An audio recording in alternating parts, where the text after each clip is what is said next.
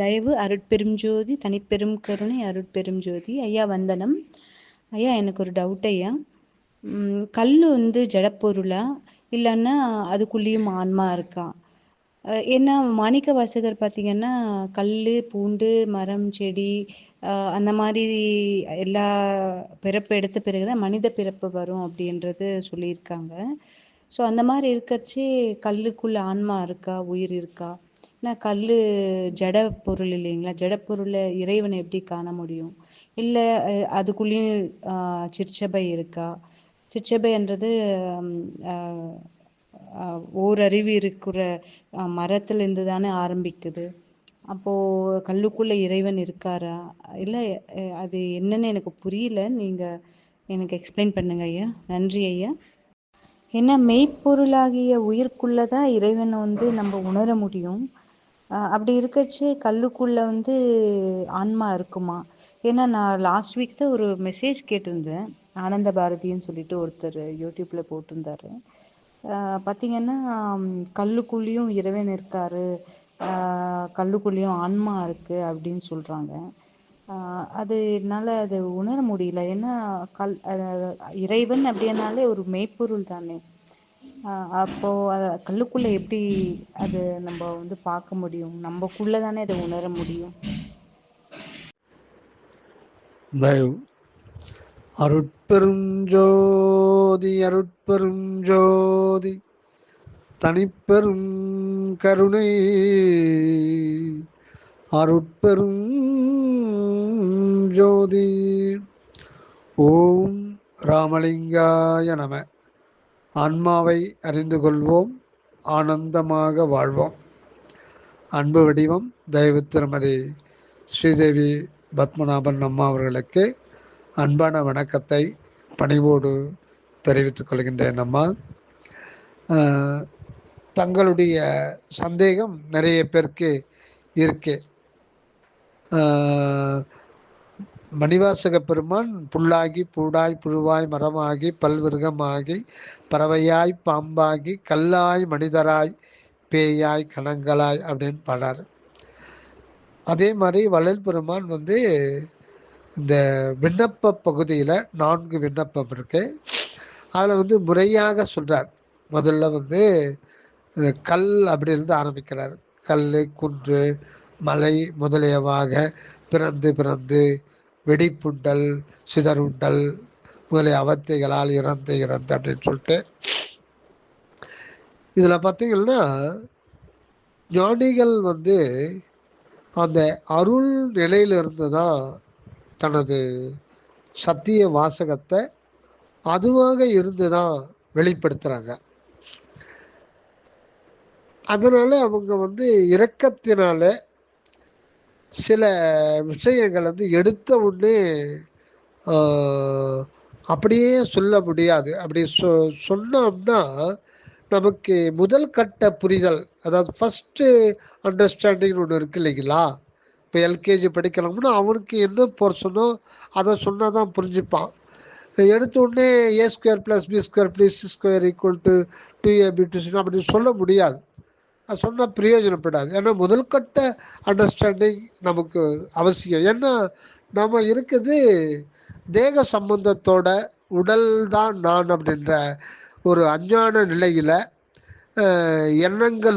எண்ணற்ற எண்ணங்களூடே நாளும் அலைக்கழிக்கப்பட்டிருக்கிறோம்.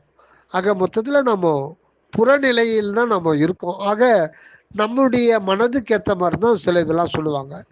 அதனால் வள்ளல் பெருமான் மலை, குன்று முதலியவாக பிறந்து பிறந்து அப்படின்னு, மணிவாசக பெருமான் கல்லாக பிறந்து அப்படின்னு சொல்கிறாங்க. இங்கே திண்டுக்கல் சுவாமி சரவணானந்த அவர்கள் இதை பற்றி நல்ல ஒரு விளக்கத்தை கொடுத்துருக்கார். அதாவது ஒரு கல் ஒரு கையளவுக்கு வச்சுக்கங்களேன். அதாவது ஒரு சிறிய பந்து அந்த அளவுக்கு ஒரு கல் இருக்குது. அதுக்குள்ள ஆன்மா இருக்கு அப்படின்னு சொல்லிட்டு மணிவாசக பெருமான் சொல்லியிருக்காரு. அது ஒரு பிறப்பு அப்படின்னு எடுத்துக்கிறோன்னு வச்சுக்கோங்க. அடுத்தது மலை, குன்று முதலியவாக பிறந்து பிறந்து அப்படின்னும் போது, இப்போ ஒரு இமயமலை இருக்கு, அது ஒரு ஆன்மாவுக்கு அது ஒரு தேகமா? ஒரே ஒரு ஆன்மாவுக்கு அது ஒரு தேகமா? இப்போ கோணமலை இருக்கு, திருத்தணி குன்று, திருப்பரங்குன்றம் அது ஒரு குன்று, பழனி அது ஒரு மலை. அப்போ அந்த மலை குன்று அது முழுக்கவே அது ஒரு ஆன்மாவுடைய தேகமா அப்படின்னா அப்படி கிடையாது. ஏன்னா ஆரம்பத்தில் அப்படி சொல்லணும், அது ஒரு முதல் கட்ட அண்டர்ஸ்டாண்டிங் படிப்படியா. ஆனால் உண்மை நிலை என்ன அப்படின்றதான் சுவாமி சரவணானந்தா அவர்கள் சொல்றாங்க. இப்போ அது குறித்து நம்ம விசாரிப்போம். மேலும் இன்னொன்று கேட்டிருக்கீங்க, நம்ம அந்த ஜடப்பொருளுக்குள்ள இறைவன் இருப்பாரா, அங்கே சிற்றபை இருக்குதா அப்படின்னு நான் கேட்டிருக்கீங்க. இது ஒரு நியாயமான கேள்விதான். இதுக்கு வள்ளல் பெருமான் அருட்பெரும் ஜோதி அட்டகத்தில் 6வது பாடலில் சொல்கிறார். ஏன்னா அந்த வள்ளல் பெருமான் சொல்கிறது ஒரு மெய்ப்பொருள் வெளி, அதுதான் இருக்குது. அது ஒரு அன்பு இருப்பு. வள்ளல் பெருமான் தன்னுடைய சீடர்களுக்கு தான் தனது ஒளி உடலை மறைத்து கொள்வதற்கு முன்பு ஒரே ஒரு வாசகத்தை தான் வலியுறுத்தினார் அப்படின்னு சொல்லிட்டு தொழுவூர் வேலாயுத முள்ளையார் குறிப்பிடுகின்றார். அது என்னன்னா, அகிலமாம் அன்பாம், அகிலமாம் அன்பாம். அதுதான் அந்த வாசகம் தான், மொத்த அன்பு தான். அதை வள்ளல் பெருமான் இந்த பாடலில் சொல்றாரு.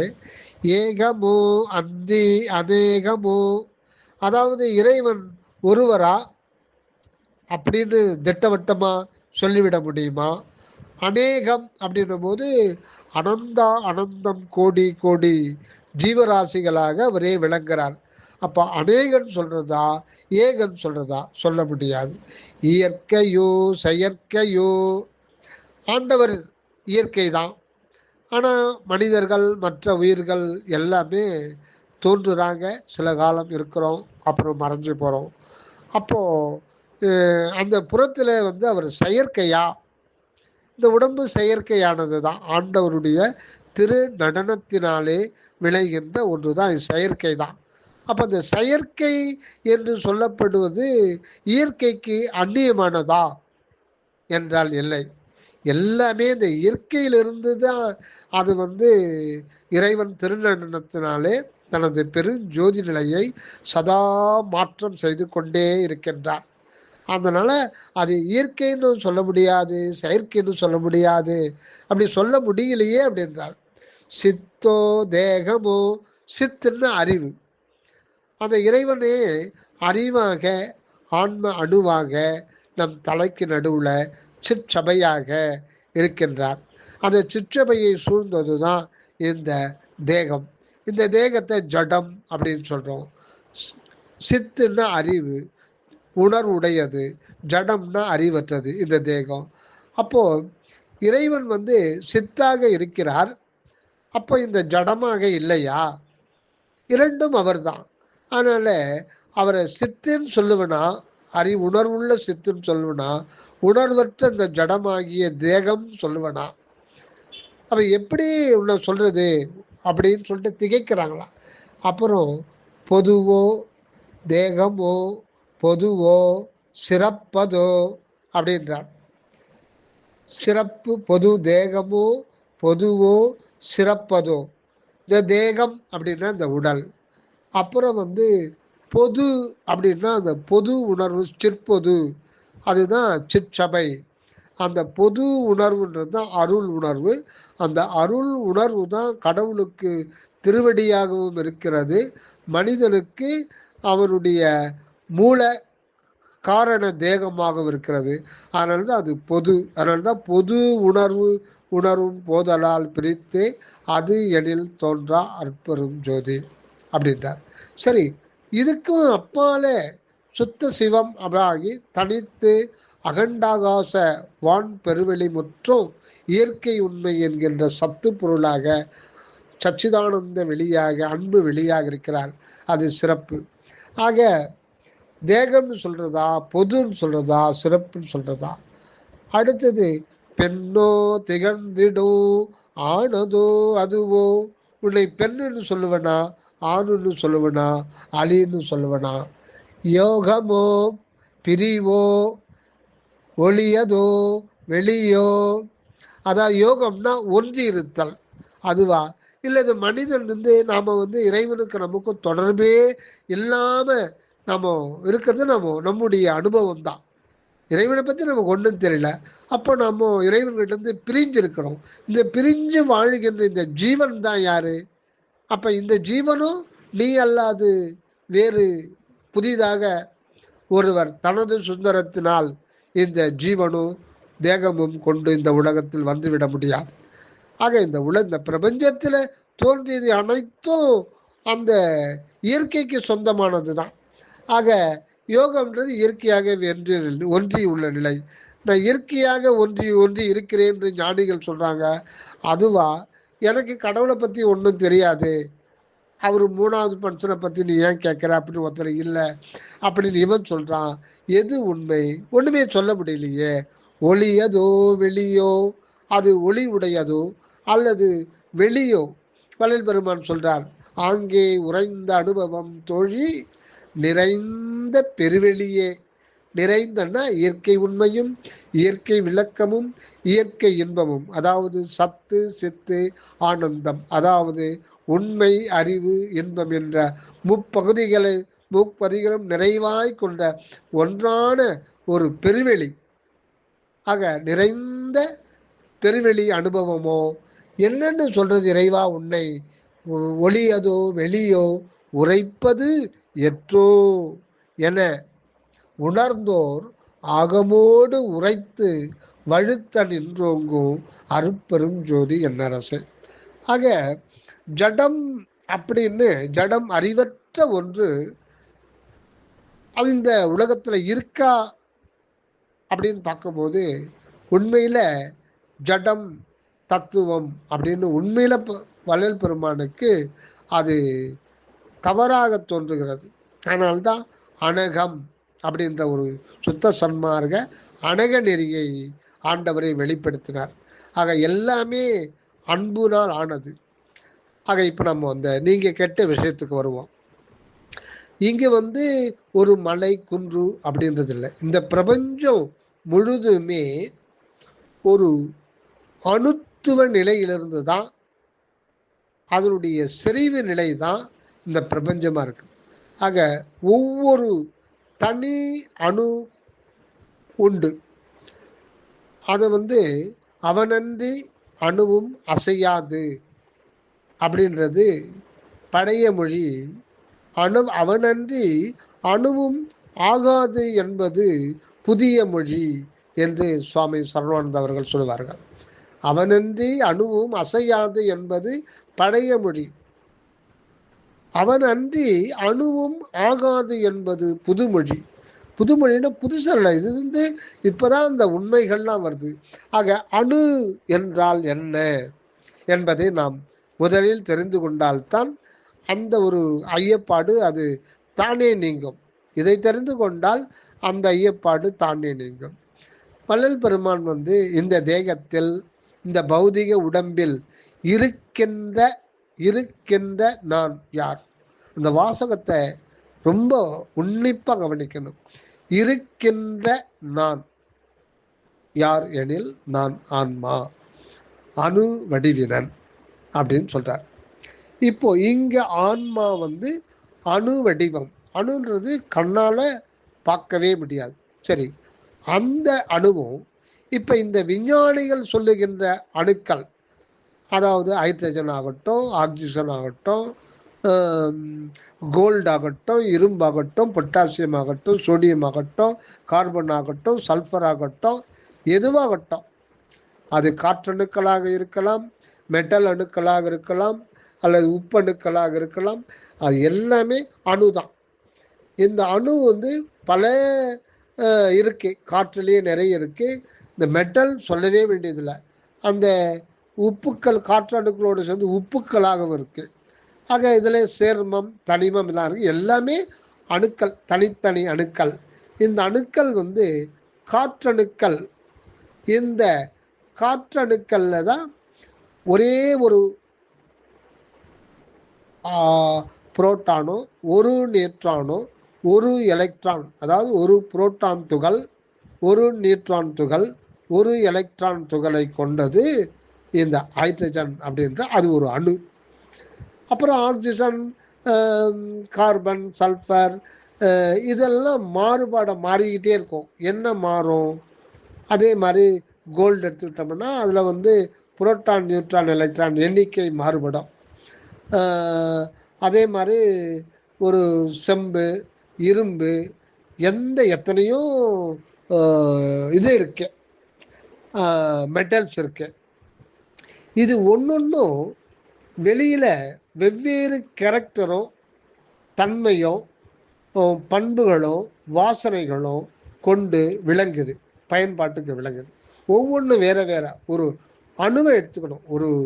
ஒரு கடுகளவு ஒரு தங்கமோ, ஒரு இரும்போ, ஒரு செம்போ, ஒரு பாதரசமோ எடுத்துக்கிட்டோம்னா அதில் பல லட்சம்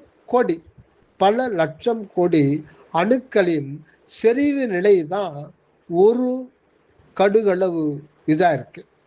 ஆக இதில் ஒவ்வொரு தனித்தனி வேறுபாட்டுடைய காற்றணுக்களாகவோ, மெட்டல் அணுக்களாகவோ, சால்ட்டாவோ இருந்தாலும் அதில் இருக்கிறது வந்து 3 வகை தான்: புரோட்டான், நியூட்ரான், எலக்ட்ரான்.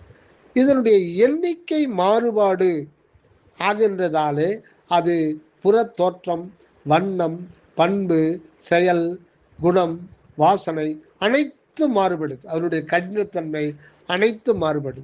இதில் புரோட்டான், இந்த நியூட்ரான் எண்ணிக்கை அதிகமாக அதனுடைய கடினத்தன்மை அதிகமாகுது. எண்ணிக்கை குறைய அது காற்றா இருக்கு, அவ்வளவுதான். இப்போ இந்த காற்று அணு அதுக்கு முன்பு என்னவா இருந்தது? ஆக காற்று அணுவிலிருந்து அது அதிக எலக்ட்ரான், அதிக புரோட்டான், அதிக நியூட்ரான் கொண்ட ஒரு இரும்பாகவோ, மண் அல்லது கல், இது எல்லாமே மெட்டல், எல்லாமே கல்லுக்குள்ள அடக்கமாயிடுச்சு. எல்லாமே கல் சம்பந்தப்பட்டது தான். இதெல்லாம் வந்து இது ஒரு பரிணாமம், இது ஒரு பிறப்பு. அந்த அணுவுக்குள்ள இது ஒரு பிறப்பு, இது ஒரு பரிணாமம். முன்பு ஒரு காலத்தில் பல யுகங்களுக்கு முன்பு ஹைட்ரஜன் அணுவா இருந்தது. இன்னைக்கு வந்து தங்க அணுவாகவோ, இரும்பு அணுவாகவோ, செம்பு அணுவாகவோ, பித்தளை அணுவாகவோ மாறி இருக்கிறது. அதுக்கு பல யுகங்கள் கடந்து தான் வருது. சரி, இந்த காற்றணு அதுக்கு முன்பு அதனுடைய நிலை என்னன்னா, அதுதான் மிக மிக மிக ஒரு அற்புதமான ஒரு இதுன்னா, அந்த காற்றணு கூட அதுக்கு முன்படி விண் அணுவாக இருந்தது. இதெல்லாம் அருட்பெருஞ்சோதி அகவல்லையே வந்துடுது. அருட்பெருஞ்சோதி அகவல்ல எல்லாம் வந்துடுது. நம்முடைய அறிவுக்கு அதெல்லாம் விளங்கலை.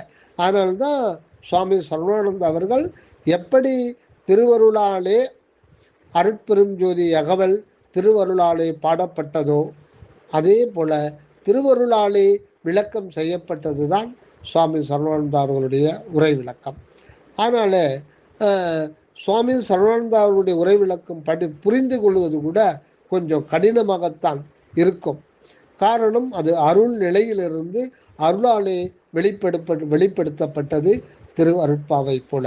அதனால வள்ளல் பெருமான் அனைத்து ரகசியங்களையும் இந்த முறை எல்லாவற்றையும் அகத்தில் இருக்கிற உண்மையை மட்டும் வெளிப்படுத்தினாங்க முன்பைய ஞானிகள். இந்த விஞ்ஞானிகள் புறத்தில் இருக்கிற உண்மையை மட்டும் வெளிப்படுத்தினாங்க. இது இரண்டுத்தையும், இந்த புறத்தில் இருக்கிற இந்த உண்மைகள் கூட வள்ளல் பெருமானுடைய அந்த திருநடன செய்யறதுனால்தான் அந்த ஆதியிலிருந்தே வந்து 200 வருடங்களுக்கு முன்பே இருந்தே, அதுவும் வள்ளல் பெருமான் திருதேகசத்தில் அடைந்த பிறகுதான் விஞ்ஞானம் வந்து மிக உயர்ந்த ஒரு கண்டுபிடிப்புகள் உலகுக்கு வெளியாக்கப்பட்டன. இம்முன்பு வந்து கர்ம சித்தருடைய காலமாக இருந்ததினாலே அந்த புற பொருள்களின் உண்மை வெளிப்படுத்தப்படவில்லை. இப்பொழுது அருட்பெருஞ்சோதி ஆண்டவரே வள்ளலார் வடிவிலே ஞான சித்தனாக வெளிவருவதனாலே அனகமாக அகம் என்றும் புறம் என்றும் இல்லாது அனைத்து ரகசியத்தையும் ஒவ்வொரு மனிதனும் தெரிந்து கொள்ள வேண்டும் என்பதற்காகத்தான் எல்லா ரகசியங்கள் வெளிப்படுத்தினார். ஆக அந்த முதல்ல ஆதியில இருந்தது விண் அணு. அப்போ நம்ம இப்போ சப்ஜெக்ட் வரும். ஒரு கடுகளவு ஒரு தங்கம் இருக்கு, உருண்டையா இருக்கு அல்லது இரும்பு இருக்கு. அதில் பல லட்சம் கோடி விண்ணணுக்கள் தான் இன்னைக்கு கடுகளவு தங்கமாக மாறுது. ஆக ஒரு கடுகளவு இருக்கிற அந்த மூக்குத்தின்னு வச்சுக்கலாம், சிறிய ஒரு மூக்குத்தி, அது இருக்கிறதுக்கு ஒரு ஸ்பேஸ், கடுகளவு ஸ்பேஸ் தேவைப்படுது. இப்போ அந்த ஒரு கடுகளவு இருக்கிற அந்த தங்கத்தை மறந்துட்டா அந்த இடத்துல பல லட்சம் கோடி விண்ணணுக்களின் செறிவு நிலை தான் இன்னைக்கு அதுவா மாறி இருக்கு. ஆக ஒவ்வொரு தனித்தனி அணு எடுத்துக்கிட்டோம்னா அதனுடைய நிலை என்ன என்பதைத்தான் சுவாமிகள் விளக்குகின்றார். இது அற்பெருஞ்சோதி அகவலிலே மிக சூட்சுமமாக வள்ளல் பெருமான் குறித்து உள்ளார். அதை நம்ம கொஞ்சம் சீக்கிரம் அண்டர்ஸ்டாண்ட் பண்ணோம்னா சுவாமியுடைய விளக்க உரையில் இந்த மண்ணியல், விண்ணியல், காற்றியல், அப்புறம் தீயியல், நீரியல், மண்ணியல் இதெல்லாம் வரும். ஆக மொத்தத்தில் 170 வரிகளில் வரும்னு நினைக்கிறேன். 170 வரும். அவ்வளவு விரிவான முறையில் வள்ளல் பெருமான் சொல்லியிருக்காரு.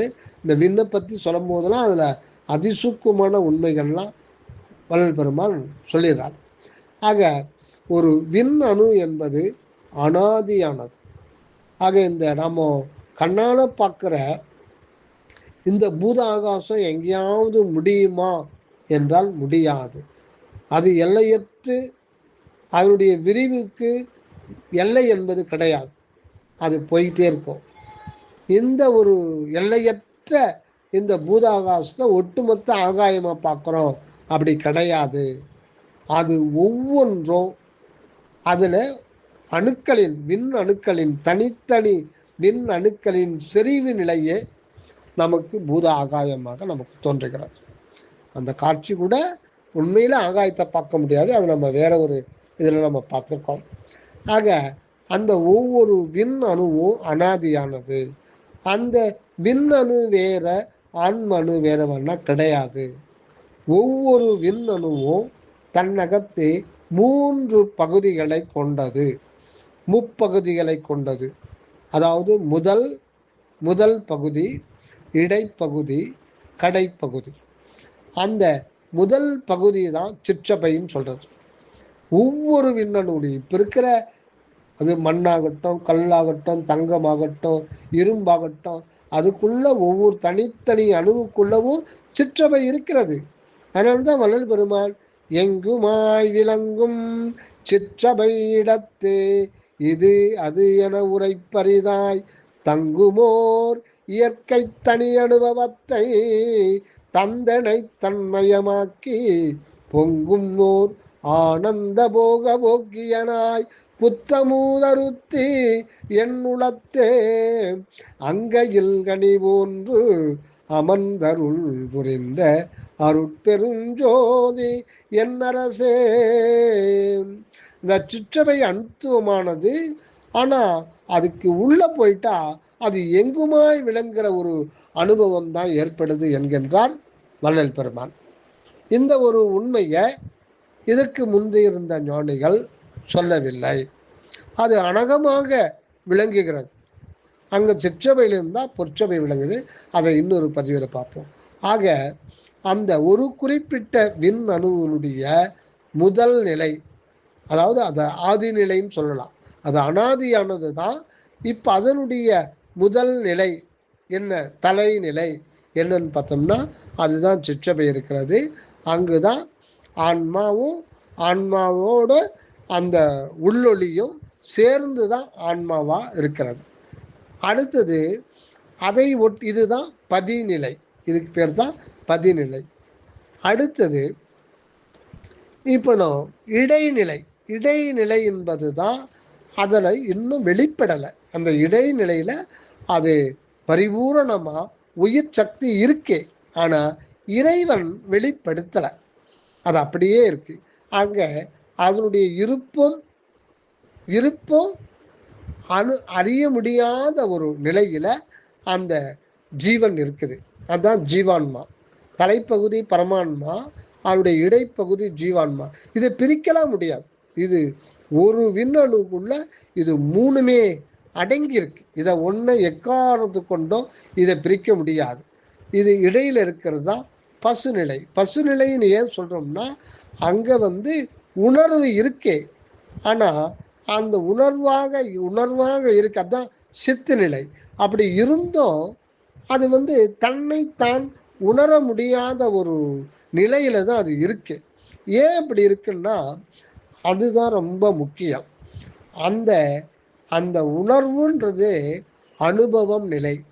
கடவுளுக்கு ஆன ஒரு அனுபவ நிலை உயிர் உணர்வு நிலை. அங்கதான் அனுபவம் வர வேண்டும். ஆக அனுபவத்தையும் இருப்பையும் பிரிக்க முடியாத ஒரு நிலை தான் ஆன்ம நிலையா. அனுபவத்தையும் இருப்பையும் பிரிக்க முடியாது. அனுபவம் என்ற ஒன்று இல்லைன்னா அங்க இருப்பை அறிய முடியாது. இப்போ உதாரணமா நம்ம விழித்துக்கிட்டு இருக்கோம். விழித்துக்கிட்டு இருக்கும்போது 5 விளக்குகள் எரிந்து கொண்டிருக்கின்றன. புலன் விளக்குகள், பார்த்தல், கேட்டல், சுவைத்தல், நுகர்தல், 5 விளக்குகள் எரிகின்றன. இந்த விளக்குக்கு பூஸ்டரா இருக்கிறது மனம் என்கின்ற கரண விளக்கு. இந்த விளக்கு சுவிட்ச் ஆஃப், 6 விளக்கு சுவிட்ச் ஆஃப் ஆயிடுச்சுன்னா எந்த அனுபவமும் உயிர் ரிசீவ் பண்ண முடியாது. உயிர் உணர்வுல அதை ரிசீவ் பண்ண முடியாத அடுத்த செகண்டே அந்த உயிருக்கு எல்லா சூன்ய நிலைக்கு போயிடும். தன் இருப்பை தானே அறிய முடியாத ஒரு நிலைக்கு போயிடும். அதை எதுவுமே இது பண்ண முடியாது. இப்போ நம்ம விழிச்சுக்கிட்டு இருக்கோம். இப்போ நம்ம விழிச்சிட்டு இருக்கிறதுனால தான் இந்த பிரபஞ்சத்தை பற்றியெல்லாம் நம்ம தெரிஞ்சுக்கிறோம். நாம் விழிச்சுக்கிட்டு இருக்கிறதுனால நம்ம குறிப்பிட்ட எனக்கு தான் இப்போ பிரபஞ்சம் அனுபவம் ஆகும். இந்த பிரபஞ்சம் ஒன்று இருக்கே, நானுன்னு ஒருத்தருக்கேன், ஏகப்பட்ட விஷயங்கள், கருத்துக்கள், இது எல்லாம் அனுபவம் ஆயிட்டு இருக்கு. நான் பார்க்குறேன், இந்த உலகத்தை பார்க்குறேன், ஒளியை கேட்குறேன், படத்தை பார்க்குறேன், சுகத்தை அனுபவிக்கிறேன், வயிற்று வலி வருது, துன்பத்தை அனுபவிக்கிறேன். ஆக இந்த அனுபவங்கள் அது இரண்டாக துன்பம் என்றும் இன்பம் என்றும் பிரிக்கப்படுகிறது. இந்த அனுபவம் உள்ள போகும்போது புறத்திலிருந்து அது உள்ள போகுது, ஒரு அலை, ஒரு கமாண்டா தான் போகுது. ஆக அனுபவம் என்கின்ற ஒரு அலையா ஆண்டவர் புறநிலையில அது மெர்ஜாயிடும்.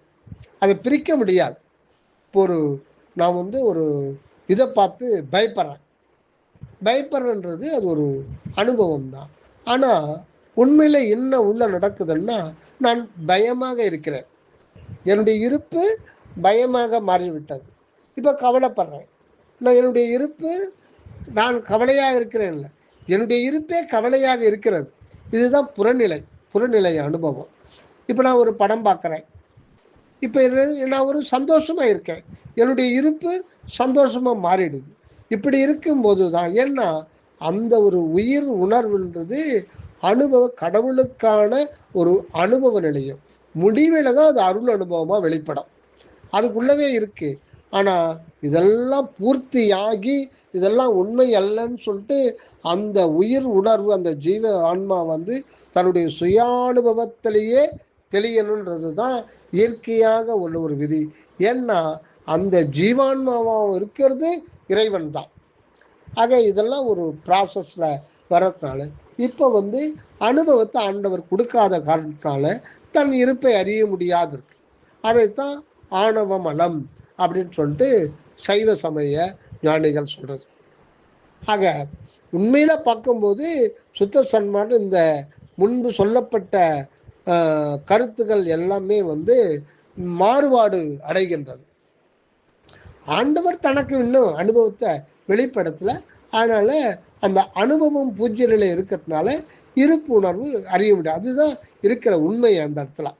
அதனால ஆணவ மனம் இயற்கையானது அப்படின்ற ஒரு கருத்து சுத்த சன்மார்க்கத்துல மாறுபடுகிறது. அடுத்தது பாசம். இதுதான் அந்த ஒரு அணுவினுடைய கடைநிலை தோற்றம். அந்த விண்ணணுவில் இப்போ என்ன நிலையில் இருக்குன்னா, அந்த விண்ணணு கடைநிலையிலிருந்து சதா எலக்ட்ரோ மேக்னெட்டிக் ஃபீல்டு வெளிப்பட்டு கொண்டே இருக்கும். அதாவது அது ஒரு பெருஞ்சோதி நிலையிலேயே இருக்க.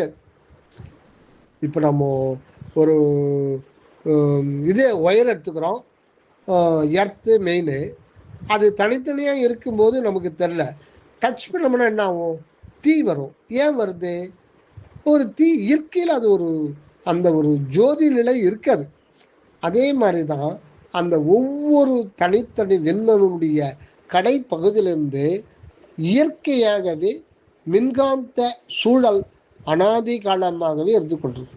ஆக இப்படி தான் அந்த பதிநிலை, பசுநிலை, பாசநிலை இது மூணுத்தையும் தனித்தனியாகவே பிரிக்க முடியாது. இது இயற்கையாக உள்ளது. இது மூணும் சேர்ந்து ஒன்று தான். ஆக சைவாகமத்தில் சொல்கிற மாதிரி இதெல்லாம் தனித்தனியாக எப்படி பதியானவர் இயற்கையாக உள்ளாரோ அதே மாதிரி பசுவும் பாசமும் கூட தனித்தனியாக வேறு வேறாக இயற்கை உள்ளதுன்னு பிரித்து சொல்லிடுறாங்க. அப்போ இறைவனும் தன்னுடைய சாம்ராஜ்யத்தில் இந்த பசுவும் பாசமும் அடங்காமல்லாம் போயிடுது. எப்படி இறைவன் இயற்கையில் உள்ளாரோ அதுபோல பசுவும் பாசமும் இயற்கையில் உள்ளது. பசு தன்னை உணராது, அறிவித்தால் உணரும். பாசம் அறிவித்தாலோ அறியாது. இது ஆன்ம நிலையிலிருந்து அருள் துணையோடு கண்டு சொல்லப்பட்டது என்று சொல்லுகின்றார் சுவாமி சரவானந்த அவர்கள். ஆனால்தான் வள்ளல் பெருமான் அந்த பேருபதேசத்தில் சைவம், வைணவம் முதலிய சமயங்களில் லட்சியம் வைக்க வேண்டாம், ஆகமம், வேதம் முதலிய கலைகளிலும் லட்சியம் வைக்க வேண்டாம் அப்படின்லாம் சொல்றதுக்கு என்ன காரணம்னா, முந்தைய கருத்துக்கள் ஆன்ம நிலையிலிருந்து வெளிப்படுத்தப்பட்டது. ஆனால் அருள் துணையோடு. இப்போ அப்படி கிடையாது. இப்போ அருளே வெளிப்படுத்தது அந்த வள்ளல் பெருமானுடைய மூலமாக. இதுதான் வித்தியாசம். ஆக சுத்த சன்மார்க்கம் என்பது நேரடியாக அருட்பதியிலிருந்து காரியப்படுவதால இப்பொழுது இந்த பரிணாமம்லாம் முற்று பெற்ற பிறகு இந்த பிரபஞ்சத்தில் மரணமில்லா பெருவாழ்வு இம்ப்ளிமெண்ட் பண்ணுற நேரம் இது. ஆகையாலே சமுதாயத்தில் இறைவனே இங்கு அந்த சுத்த உருவோடு எல்லா மனிதர்களாயும் நித்தமாக நித்தியானந்தத்தோடு வாழ வருகின்ற தருணம் இது. ஆகையினாலே இப்போ 1865ஆம் ஆண்டு தொடங்கி இந்த உண்மைகளை எல்லாம் தானே வெளிப்படுத்துகின்றார் ராமலிங்க அடிகளார், அதிதீவிர பக்குவமுடைய ராமலிங்க அடிகளார் மூலமாக. ஆக இந்த ஒவ்வொரு விண் அணுவும் இந்த ஒரு நிலை கொண்டது தான். ஆக இந்த ஆண்டவருடைய அருள் காரியப்படுகின்ற பொழுதுதான் அந்த இதிலிருந்து இடைப்பகுதியிலிருந்து ஒரு இது தூண்டுதல், உயிர் சக்தி வெளியாகுது. அணுவளவு ரொம்ப ரொம்ப ரொம்ப அருகில வெளியாகும் போது தான் அது என்ன ஆகுதுன்னா, அது காற்றணுவா அந்த அந்த சர்க்கியூட் மின்காந்த ஃபீல்டு அது அதில் சிறு சிறு பகுதிகள் ஒரு தொகுப்பு துகள்களாக மாறிவிடுகின்றன. என்ன, புரோட்டான், நியூட்ரான், எலக்ட்ரானாக ஒரு சுழற்சி ஏற்பட்டு துகளாக மாறி இப்போ அந்த மின்காந்த ஃபீல்டே ஒரு அணுவாக மாறிவிடுகிறது, காற்றணுவாக மாறிவிடுகிறது. அதுக்கப்புறம் பரிணாமத்தில் பல யுகங்கள் போக போக அதனுடைய எண்ணிக்கை மாறுபாடு அடைந்து கடைசி முடிவில் தான் அது கல்லணு. அதாவது நாம் எத்தனை மெட்டல் சொல்கிறோமோ அதெல்லாம் கல்லணுக்கிறது. இதுதான் முதல் இப்படி நிலையில் இருந்தது தான் அது கல்லாகி அப்படின்றார். அந்த ஒரு நிலை தான் கல் தோன்றி மண் தோன்றா காலத்துக்கு முன்பே வாளொடு முன் தோன்றிய மூத்த தமிழ்குடி அப்படின்ற ஒரு கருத்து வெளிப்பட்டதுக்கு காரணம் இது அருளே வெளிப்படுத்திருக்கு. இந்த கல்லுலாம் தோன்றதுக்கு முன்னேடி கூட நாம் இருந்து தான் இருக்கிறோம். இன்னொன்று, இந்த ஒரு அணுவில் கடைநிலை தோற்றம் என்று சொல்லப்படுகின்ற அதுதான் நம்ம புறத்தில் பார்க்கின்ற ஒரு இரும்பு அணுவோ அல்லது தங்க அணுவோ அல்லது பித்தளை அணுவோ வெண்கல அணுவோ அல்லது ஹைட்ரஜன் அணுவோ, இது பாசநிலை. இந்த பாசநிலையானது ஆன்ம அணுவை பற்றி கொண்டுதான் இருக்குமே ஒழிய, இது அதை பற்றி கொண்டுதான் இருக்குமே ஒழிய இது தனித்து இருக்க முடியவே முடியாது. ஆக நாம் புறத்தில் பார்க்கின்ற எந்த ஜடப்பொருளும் எதை பற்றி கொண்டு இருக்கும் என்றால் அந்த ஆண்மனுவை பற்றி கொண்டுதான் இருக்கும் உயிர் உணர்வு. சரி, இந்த இதுதான் பாசநிலையை பற்றி கொண்டுதான், அது பசுநிலையை பற்றி கொண்டுதான் பாசம் என்றது அது விளக்கம் பெற முடியும். சரி, பாசநிலையானது பதிநிலையிலிருந்து வெளிவந்ததுனால அது பதிநிலையை பற்றி கொண்டுதான் பாசநிலை இருக்க முடியும். ஆக இது மூன்றும் முப்பொருளும் ஒன்று என்ற கருத்து வரலாறு மூலம்தான் வெளியாகும். ஆக அணு என்றாலே அது ஆண்மணு இல்லை இரும்பு அணு அப்படின்னு சொல்றது அது தவறு. அணு என்றாலே நாம் பார்க்கின்ற ஒரு எந்த ஒரு அணுவுக்குள்ளவோ அந்த ஆன்மா இருக்கிறது. அதைத்தான் சுவாமி சரவணானந்த அவர்கள் சொல்லுவார்கள். அதாவது அந்த ஆன்மா எல்லாமே எந்த ஒரு அணுவும் உருப்பெற முடியாது. இதுதான் இது. ஆக பதி பசு பாசம் இது மூன்றும் சேர்ந்த ஒரு அணுதான் நம்ம கண்ணால பார்க்கறது. இதெல்லாம் பரிணாமம். அதுக்கப்புறம்தான் இப்போ ஒரு கல் தங்க அணுன்னு வச்சுக்கோ. இப்போ இதுக்கப்புறம் அந்த இடைப்பகுதியிலிருந்து கொஞ்சம் அதிகமா உயிர் சக்தியை வெளிப்படுத்துறார்.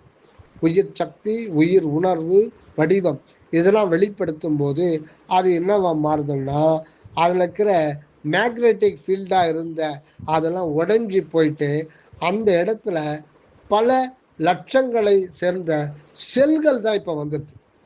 அதுதான் அமீபா, பாக்டீரியா. இப்போ அது கூட உணர்வு கிடையாது. ஏன்னா ரொம்ப அணு அளவு தான் வெளிப்படுத்துறாங்க. ஆனால் அதுக்குள்ள அது உணவை அது தயார் பண்ணிக்கும், அதுவே இனப்பெருக்கம் செய்யும். இப்படிலாம் நம்ம இந்த பரிணாமம் அடைந்து அதுக்கப்புறம் அந்த ஒரு செல் இருந்த தேகம் அது கழண்டு போய் இப்போ ஒரு அருகம்புல் வடிவம் நமக்கு கிடைக்குது. அந்த பாசனில் அந்த பகுதியில் அது ஆதியில விண்ணணுவா இருந்தப்போ அது எலக்ட்ரோ மேக்னெட்டிக் ஃபீல்டா இருந்தது. இப்போ மற்ற லட்சம் கோடிக்கணக்கான இதெல்லாம் சேர்ந்து இப்போ அதுக்கு தேகமா அமைஞ்சிடுது. இப்போ நம்ம உடம்பை எடுத்துக்கிட்டோம்னா நம்ம உடம்புக்குள்ள பல லட்சம் கோடி அணுக்கள் இருக்கு. ஒவ்வொன்றுத்துக்குள்ள ஆன்மா இருக்கு. அதுக்கெல்லாம் இன்னும் பிறவியே வரல. இப்படிதான் இந்த ஒரு ரகசியத்தை நம்மளால ஜீரணிக்கவே முடியாது. இறைவனுடைய அருள் அற்புதத்தை நினைந்து உணர்ந்து அப்படின்னு பெருமான் சொல்றாரு. 2 முறை சொல்லியிருக்கார், 10வது 1000 முறை சொல்லணும். அதாவது நீராய் உருக்கி என் ஆருயிராய் நின்றான் என்றார். காதலாகி கசிந்து கண்ணீர் மல்கின்றார். ஆக கண்ணினில் நீர் பெருகி கால் வழிந்து ஓடிடுற இதெல்லாம் ஆண்டவருடைய வல்லபத்தை நினைக்கும் பொழுது அது சொல்லவே முடியாது. நம்ம கோமா ஸ்டேஜுக்கு தான் போனோம். அந்த அளவுக்கு இறைவனுடைய வல்லபத்தை நம்ம ஒண்ணுமே பேச முடியாது. மௌனிகளாகி பெரிய பெரிய சத்திய ஞானிகள்லாம் இறைவனுடைய வல்லபத்தை சொல்லுன்னு சொல்லிட்டு வள்ளல் பெருமான் போய் கேட்கிறாராம். அது நீங்க அது திருவிற்பா உரைநடை பகுதியில் படிங்க. அந்த சத்திய ஞானிகள் அதாவது தன்னுடைய கடைக்கும் திருநோக்கத்தினாலே ஐந்தொழிலும் செய்கின்ற சாத்தியர்களாகிய சத்திய ஞானிகளை அணுகி இறைவனுடைய திருவருட் சமூகத்தின் பெருமையை ஐயரே அடியனுக்கு சொல்லுங்கள் அப்படின்னு வள்ளல் பெருமான் கேட்கிற போது அந்த ஞானிகள் மௌனமா இருக்காங்க. சுவாமிகள் அவர்களுடைய திருவடியை வணங்கி அவருடைய திருமுகத்தை நோக்குகின்றாராம். அவர்களுடைய திருக்கண்களிலிருந்து கண்ணீர் தாரை தாரையாக ஓடிக்கொண்டிருக்கின்றதாம். ஏன் அதை சொல்லும்போது மாட்டாமை அவராலே முடியாது. ஆனால் அவர்கள் தன்னுடைய கடைக்கும் திருநோக்கத்தினாலே ஐந்தொழிலும் செய்கின்ற சுத்த சன்மார்க்க சாத்தியர்கள் அவர்களே சொல்ல முடியலையா. இப்படி சுவாமிகள் ஒரு குறிப்பிட்டிருக்கார். அதனால கல் என்று நாம் நினைக்கிறோமெல்லாம் கிடையாது. ஒவ்வொரு அணுவும் இப்படி பரிணாமம் அடைந்து இதுதான் பிரபஞ்சத்தில், அதாவது ஆண்டவருடைய அற்புதமே அருள் அற்புதமே அப்படின்றது இந்த ஒரு உண்மையெல்லாம் இதுவரையில் எங்கே இது முன்பு வெளிப்பட்டதே இல்லை. ஆக சுத்த சன்மார்க்கத்தினுடைய பெருமையை நம்ம மனதால் எத்தனை கோடி யுகங்களானாலும் இந்த சுத்த சன்மார்க்கத்தினுடைய பெருமையை சொல்லவே முடியாது. வள்ளல் பெருமானுடைய தனிப்பெரும் கருணையினாலே முழு உண்மையும் அருட்பெரும் ஜோதி அகவலிலே வரைந்து விட்டு இருக்கின்றார்.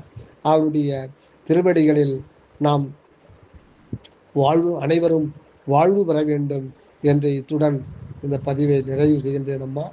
அதனாலே சிற்றபைக்கண் நம் நாட்டம் இருந்தால் பல விஷயங்களை நம் வள்ளல் பெருமான் புரிய வைப்பார். அப்படி புரியவில்லை என்றால் சுவாமி சர்வானந்தாவுடைய உரையை கேளுங்கள். தயவு. நன்றி அம்மா. வந்தனம் வந்தனம்.